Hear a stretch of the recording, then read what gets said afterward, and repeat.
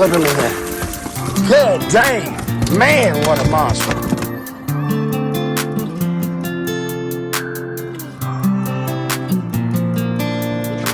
Good job, Xavier.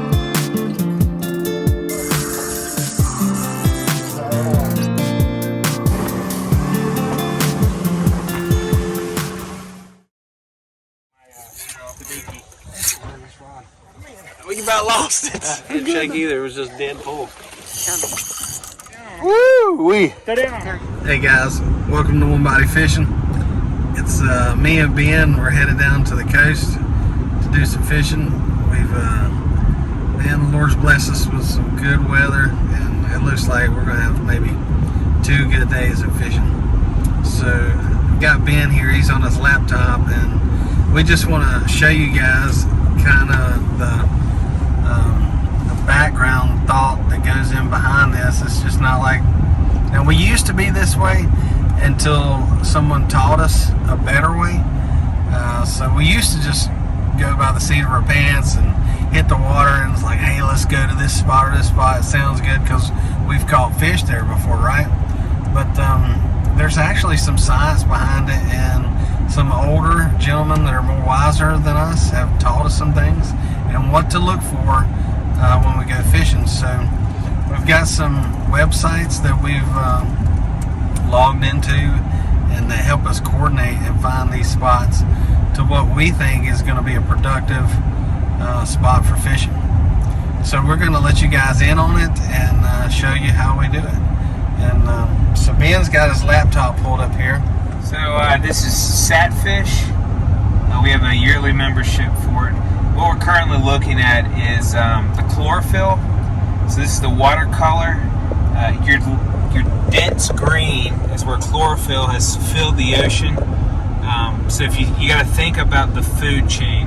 So you got the plankton, the phytoplankton. They're more vegetation-like, and then your small zooplankton are more creature-like. They eat the phytoplankton. Well, then your bait fish eat the zooplankton, and then the pelagics that you're looking for, your tunas, your mahi, your kings, your wahoos, they eat the bait fish. So you got to trace the food chain down.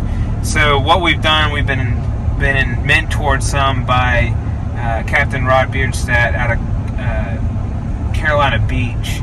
And so what he showed us is you got to look where and this is a 3-day composite map, and what we're looking at is where there has been concentrations in the watercolor where that chlorophyll bloom is. And so what you can see right about here, that's the frying pan tower, or near the frying pan tower. You got the City of Houston wreck, and there's the frying pan buoy. So we're looking at our information, and I was playing with some coordinates here, so you guys, that's nothing important. But what we're really looking at is that watercolor.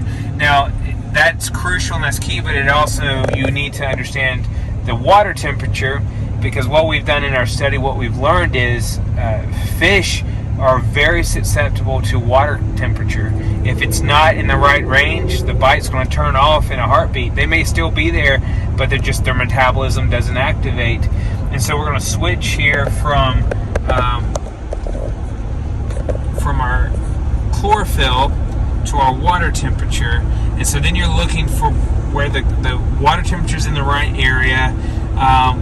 Everything in our area is getting hotter and hotter as July goes into August, and so we're in the dog days of summer, and because of that, you're not going to find some darker colors. That's the lower to mid 70s. So everything's going to be in the upper 80s or about the mid 80s, but that's okay because you can see there's some lighter color versus the more orange it is to red, the hotter it is. The more it goes to yellow, to green, to blue, the cooler it is. And so what we can see is around these areas where the chlorophyll was coming in through here, you also see that we're in the right temperature zone. It's ideal if you can find a temperature break and the chlorophyll's in the right area, you're going to find money. We looked at our whole area. We don't have any of those special spots happening right now. So now we're just looking at what the temperature is. We're nowhere in the right range for the fish we're looking for. So now we got to find hard bottoms, structure. We got to find live bottoms, do do some sonar down scanning just to see what's out there, and then we now use science to give us a closer target instead of just guesswork. Because basically before, like Anthony said, when we would just pick a number and go to one of the reefs and fish it, it's like playing the lottery. If we caught fish that day, we just were extra lucky. So now we're trying to apply a little more science.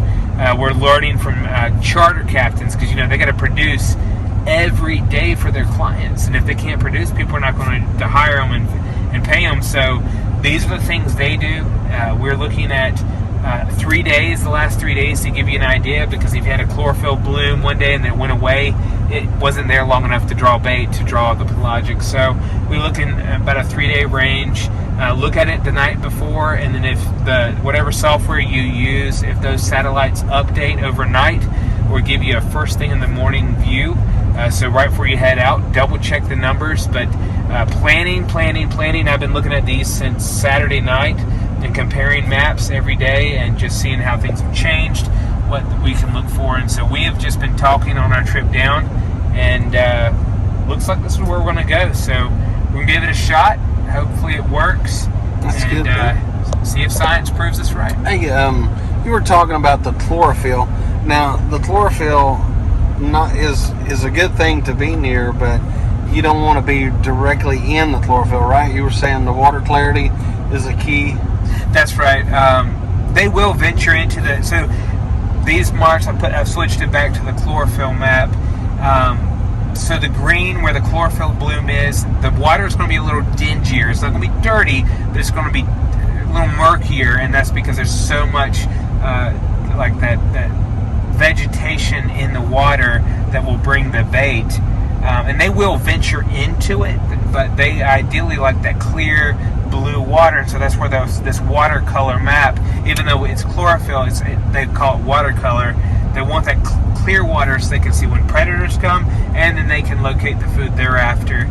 What Captain Rod said is what they do is fish want two things. They want food and they want shelter, just like us humans.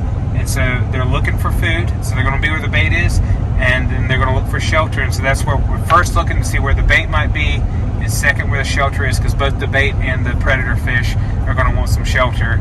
And they don't stick around. If you had a great day last week at a spot, you don't just automatically go there, because things change overnight. They change in the middle of the day, and so fish they don't set up residence in the area. They move. They're constantly swimming, constantly going from place to place. And so this kind of planning helps keep you ahead of the game, and you can kind of predict where they're going to be next, so that you have more accuracy and hopefully more productivity in your fishing. I hope you guys got all that. And like I say, we're learning. Now, this is just from what we've learned this year. And if you're a captain and you're watching, and you can edify us or sharpen our skills just a little bit, hey, comment down below and let us know what you're thinking, because man, we want to learn. We want to do our best when we go out there, and so we're willing to take advice. If you got a comment or a question, even if we don't know the answer, we'll get back to you. And being a pastor and with us, with one body, with Christ, he says in Proverbs, he says, wisdom is supreme, but above all else, gain understanding. I can relate to what we're doing here. I never had that type of understanding before, as far as the chlorophyll, the watercolor, the temperature breaks. I never even thought about that. I'm like, let's go to the store, let's get some bait, let's go fishing. But now I look at it totally different. And it's amazing to me what God will reveal in the scriptures when you seek that understanding of what His Word says. Whether you're doing a word study or a verse study, and you're looking in the Hebrew or the Greek, and you just want a better understanding of His Word. Man, that's so important. And we're applying that today, not biblically, but with fishing. But it all goes back and points to Christ in the end. Thanks so much for One Body Fishing, or for watching One Body Fishing. Until next time, we'll see you on the water.